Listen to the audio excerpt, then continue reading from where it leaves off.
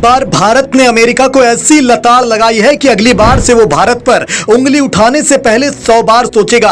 भारत की छवि खराब करने के लिए अमेरिका ने तैयार की फर्जी रिपोर्ट। भारत ने पूरी दुनिया के सामने खोल कर रख दी पोल पट्टी।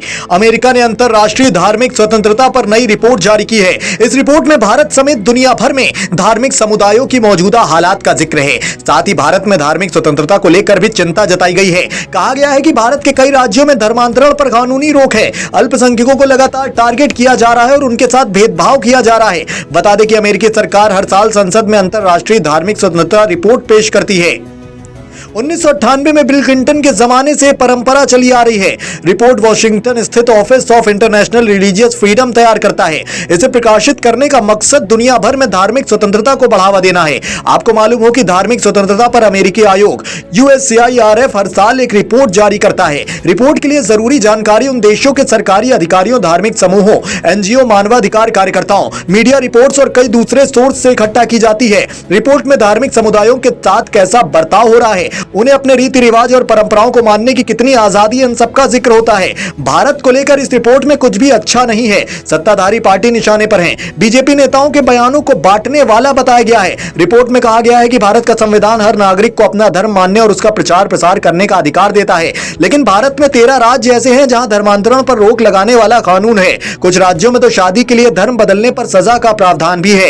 रिपोर्ट में जिक्र है कि कई राज्यों की पुलिस ने जबरन धर्मांतरण के आरोप में ईसाइयों को गिरफ्तार किया। इंडियन अमेरिकन मुस्लिम काउंसिल नाम के NGO ने दावा किया कि धर्मांतरण विरोधी कानून के जरिए ईसाइयों को भी टारगेट किया जा रहा है।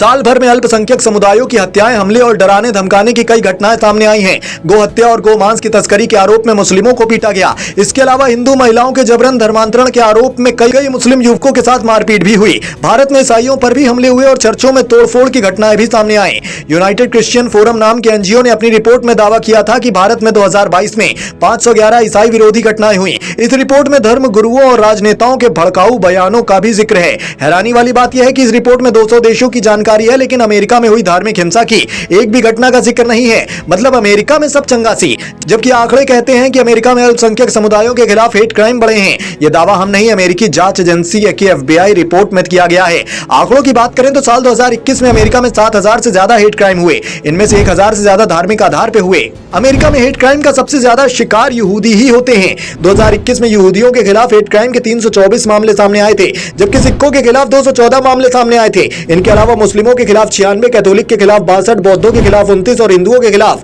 10 मामले दर्ज हुए थे। धार्मिक आधार पर अमेरिका में बीते 10 सालों में हेट क्राइम के 12,738 मामले दर्ज हुए। इनमें से 7,243 मामले यहूदियों के खिलाफ थे, जबकि मुस्लिमों के खिलाफ 1,866, सिखों के खिलाफ 431 और हिंदुओं के खिलाफ 64 मामले दर्ज किए गए। हालांकि भारत ने इस रिपोर्ट को अमेरिकी प्रोपेगेंडा बताते हुए खारिज कर दिया। भारतीय विदेश मंत्रालय के प्रवक्ता अरिंदम बागची इस रिपोर्ट को त्रुटिपूर्ण, प्रेरित और पक्षपाती बता चुके हैं। उन्होंने कहा कि कुछ अमेरिकी अधिकारियों ने जानबूझकर भारत पर पक्षपाती तरीके से टिप्पणी की है, लिहाजा ऐसी रिपोर्ट पर विश्वास नहीं किया जा सकता।